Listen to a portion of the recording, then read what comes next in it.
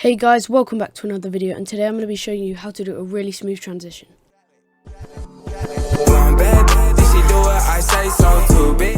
So I have both of my clips imported to After Effects, already timing maps, completely done. I'll just show you the raw clip right now. So the first thing you want to do is get the effect S_Blurmo curves. It's part of the Sapphire plugin. You can download that on YouTube.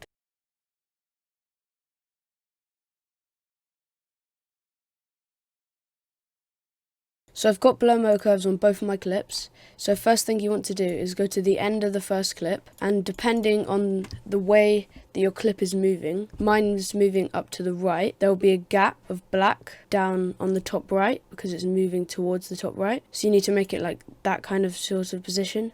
And most of my transitions I usually do a scale in transition as well, so I'll make the Z dist in.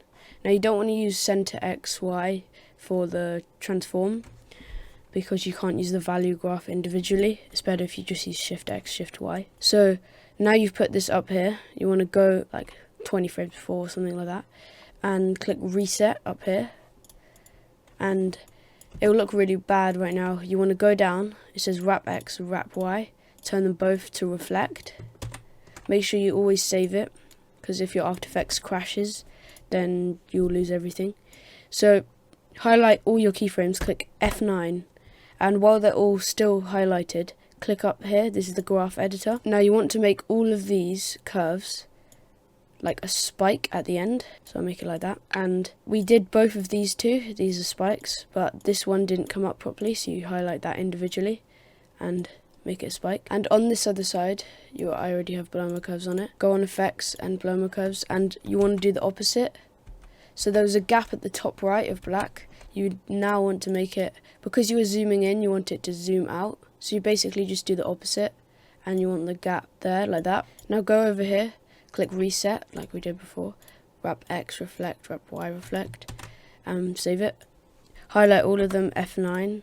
Highlight the bottom ones, and click graph editor, and do a spike. Now both of my clips have the Blurmo curves done. So the next thing you want to do is you want to go in your effects and get BCC fast lens blur and drag it on. You want to go down, iris scale, make sure it's 15, go all the way over here and put it back to 0.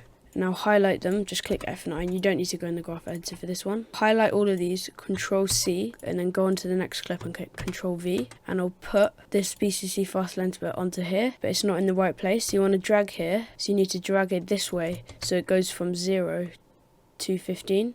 Now in the middle, there's still a color change, so there's a way to fix that.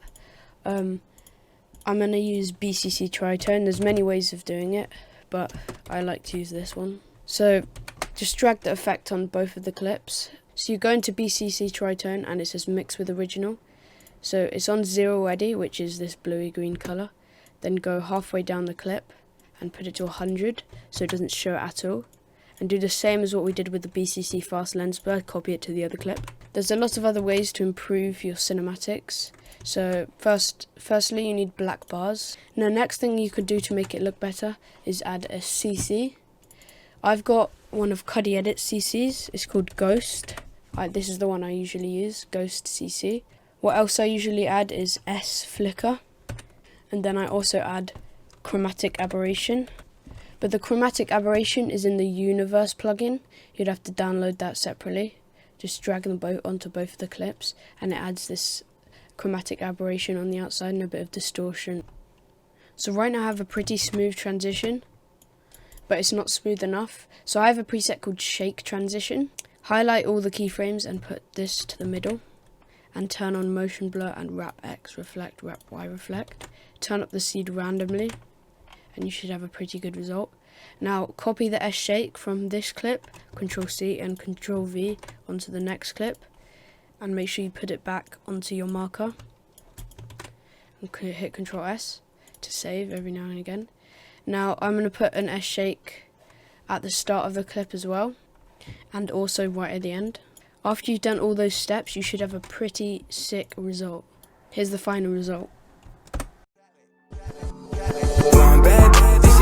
I say so too big.